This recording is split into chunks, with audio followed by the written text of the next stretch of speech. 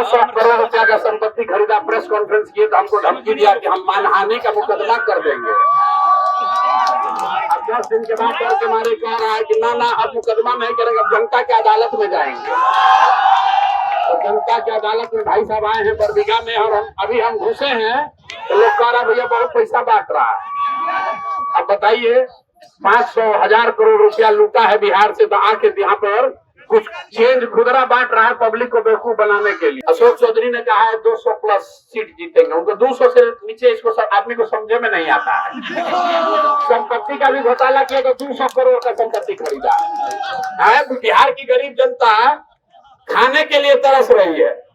10,000 के लिए बच्चा सब जाके बाहर मजदूरी कर रहा है। पटना अकेले में 200 करोड़ का संपत्ति खरीदा। जब श्री बाबू यहाँ थे तो बिहार देश के 10 सबसे अच्छे राज्यों में बिहार की गिनती होती थी, और आज बिहार देश का सबसे गरीब, सबसे पिछड़ा, सबसे ज्यादा निरक्षर, सबसे ज्यादा बेरोजगारी और पलायन वाला राज्य है। तो श्री बाबू की यहाँ प्रतिमा है, नेता लोग आते हैं, हम लोग भी आए हैं यहाँ, पहले माल्यार्पण किया है। उससे नहीं होगा, श्री बाबू की को असली श्रद्धांजलि तब होगी जब बिहार के लोग बिहार की स्थिति को सुधारने के लिए अपने जाति, धर्म, नाली गली, 500 रुपया का लालच छोड़कर हिंदू मुसलमान न बनकर अपने बिहार के बेहतरी के लिए, अपने बच्चों के लिए, अपने बच्चों के पढ़ाई रोजगार के लिए वोट देंगे। पर एक से एक बड़ा चोर है, वो पहले आकर मामला डालता है। अभी हमको कोई बताया कि यहाँ एक पुराने नेता है, नीतीश कुमार सरकार का सबसे भ्रष्ट मंत्री कौन है?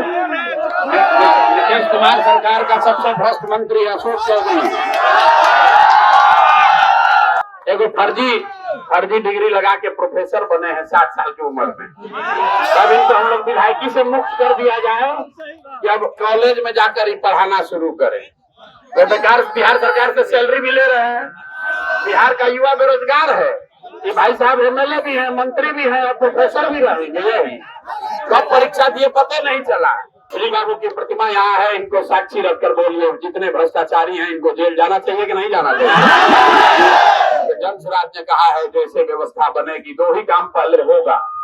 14 के बाद कोई लड़का 10-12 हजार रुपए के मजदूरी के लिए बिहार से बाहर बिहार से बाहर और जो 100 सबसे भ्रष्ट नेता और मंत्री हैं इनको कहाँ होना चाहिए? जेल में। इस राज्य में अगर कोई व्यक्ति किसी की आत्मा बिहार में बेहतर विकल्प के लिए सबसे ज्यादा बिहार की स्थिति से जो सबसे ज्यादा चिंतित होगी, बिहार में जो बेहतर विकल्प की परिकल्पना या चाहत रखने वाले जो लोग हैं उसमें श्री बाबू सबसे ऊपर होंगे। इसलिए क्योंकि जब श्री बाबू यहाँ थे तो बिहार देश के 10 सबसे अच्छे राज्यों में बिहार की गिनती होती थी, और आज बिहार देश का सबसे गरीब, सबसे पिछड़ा, सबसे ज्यादा निरक्षर, सबसे ज्यादा बेरोजगारी और पलायन वाला राज्य है। तो श्री बाबू की यहाँ प्रतिमा है, नेता लोग आते हैं, हम लोग भी आए हैं यहाँ, पहले माल्यार्पण किया है। उससे नहीं होगा, श्री बाबू की को असली श्रद्धांजलि तब होगी जब बिहार के लोग बिहार की स्थिति को सुधारने के लिए अपने जाति, धर्म, नाली गली, 500 रुपया का लालच छोड़कर हिंदू मुसलमान न बनकर अपने बिहार के बेहतरी के लिए, अपने बच्चों के लिए, अपने बच्चों के पढ़ाई रोजगार के लिए वोट देंगे। बिहार की स्थिति सुधरेगी तो उसी से श्री बाबू को असली श्रद्धांजलि दे, उसी को माना जाएगा। यहाँ आकर प्रतिमा पर माला डालने से जितना यहाँ पर एक से एक बड़ा चोर है वो पहले आकर माला डालता है। अभी हमको कोई बताया कि यहाँ एक पुराने नेता है, नीतीश कुमार सरकार का सबसे भ्रष्ट मंत्री कौन है? नीतीश कुमार सरकार का सबसे भ्रष्ट मंत्री अशोक चौधरी। हम डरते नहीं है, हमको सर्वदलीय नेता है।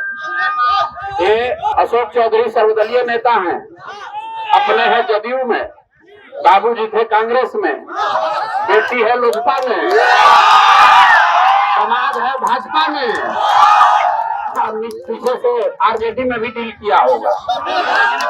एक सर्वदलीय नेता है और 200 करोड़ रुपया का संपत्ति खरीदा, प्रेस कॉन्फ्रेंस किए तो हमको धमकी दिया कि हम मानहानि का मुकदमा कर देंगे। 10 दिन के बाद डर के मारे कह रहा है कि ना ना अब मुकदमा नहीं करेंगे, अब जनता की अदालत में जाएंगे। तो जनता की अदालत में भाई साहब आए हैं बरबीघा में, और अभी हम घुसे हैं तो लोग कह रहा भैया बहुत पैसा बांट रहा है। अब बताइए 500,000 करोड़ रुपया लूटा है बिहार से, तो आके यहाँ पर कुछ चेंज खुदरा बांट रहा है पब्लिक को बेवकूफ बनाने के लिए। तो सब भैया जो पैसा बांट रहा है, जिसको जिसको पैसा मिले पैसा पहले लेना है सबको, पैसा लेना है। हम ही लोग का लूटा हुआ है, जो कुछ तो कम से कम निकाले इसके खजाना से, नामी बेनामी बहुत पैसा बनाए, तो इनसे पैसा लेना है। लेकिन जिस दिन वोट देने जाना है उस दिन इतना जोर से ठोकिए, इतना जोर से ठोकिए कि अब एगो फर्जी डिग्री लगा के प्रोफेसर बने हैं 60 साल की उम्र में। तब इनको हम लोग विधायकी से मुक्त कर दिया जाए कि अब कॉलेज में जाकर ही पढ़ाना शुरू करें। तो बिहार सरकार से सैलरी भी ले रहे हैं, बिहार का युवा बेरोजगार है।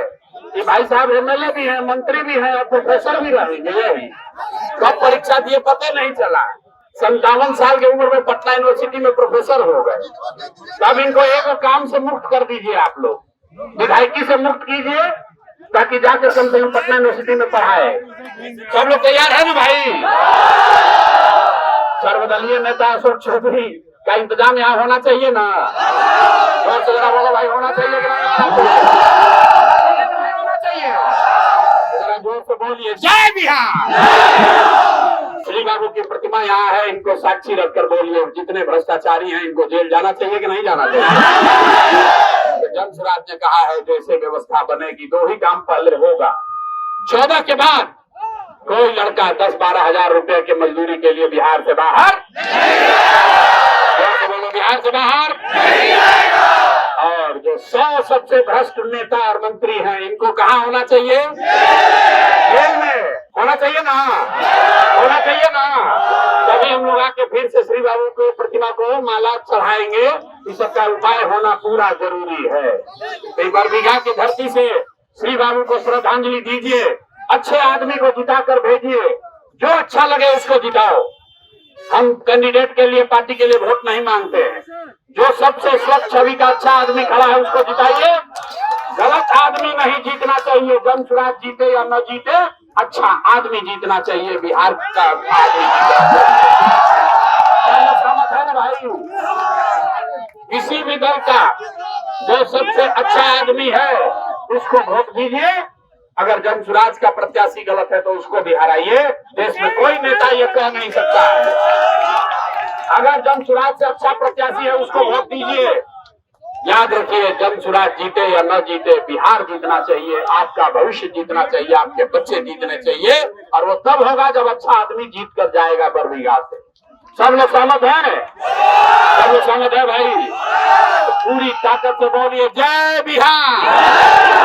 तो सर्वदलीय नेता का कुछ असर होगा यहाँ बरबीघा में? होगा।